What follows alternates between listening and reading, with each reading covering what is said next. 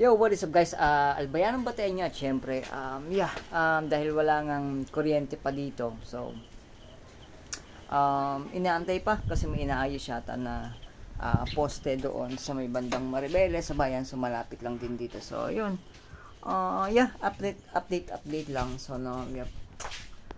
Actually, supposedly dapat magpiprint ako ngayon ng t-shirt ng para sa SB19, ano? So, gaya nito, itong t-shirt ko na ganito, supposedly dapat ngayon ko siya gagawin. Ngayon ko siya dapat ipa-final layout yung design, final design. Pero sa tingin ko kasi, ito na yung magiging final design ko sa ngayon, no? Kasi, sobrang dami din kasi ng kailangan kong gawin. No? So, yep, by next year siguro, mga January or let's say mga first quarter ng 2026, siguro doon ako mag full blow ng t-shirt ng para sa SB19. So yun, abangan nyo, make sure na naka-subscribe kayo sa YouTube channel ko, no? Which weekly naman ako nag-update, no? So ngayon lang talaga hindi ako masyadong nakakapag upload dahil nga may training din ako, tapos may inaayos pa yung mga certificate, ganon. So ayun, medyo pagod na din, tapos marami din kailangan din sa bahay. So ayun, so bali ito yung magiging update.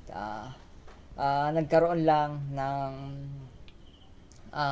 brownout. I think malawakang brownout dito sa bayan ng Maribeles. So yun, supposedly mamaya ayun, nagkaroon ng kuryente. So mamaya 1 PM magbibigay ako or magla-live ako magla-live ako mamaya 1 PM. Papanorin natin yung performance ng SB19 sa HOK na championship nung nakaraan. So, yeah. Tapos yun, bali eto, black. Ito yung magiging final sa ngayon. So, if ever man na may gusto nyo ng ganitong t-shirt, message lang kayo. J. Veloso sa Facebook o kaya dito rin mismo sa pwede rin mag-comment kayo dito para ako na mismo yung mag-message sa inyo. So, nakalagay naman sa YouTube channel ko yung number ko. So, message nyo lang ako doon. Pati yung sa Gmail ko, message nyo lang ako doon. Kontakin nyo ako sa phone number. So, eto, sa black t-shirt. So, magiging available siya sa white. Sa white t-shirt. And then, sa black lang muna sa ngayon is ganitong magiging design sa front. And then, bali may libreng Sintra board ng SB19 akong nakapaload doon. And then, ref magnet din, Sintra board, ref magnet, tsaka something keychain lang din naman. So, ayun. Abangan nyo yung magiging pricing at syempre, try nyo manood mamaya sa live ko mamaya para doon ko, pwede kayo magtanong doon, no? So, kung ano yung magiging pricing natin doon. So, sa ngayon, pina-finalize ko pa yung magiging product natin. So, ganitong design. Sample nyo itong ganito. And then, black and white lang sa ngayon. Black and white sa ngayon, yung magiging official color natin sa ngayon. So, yeah.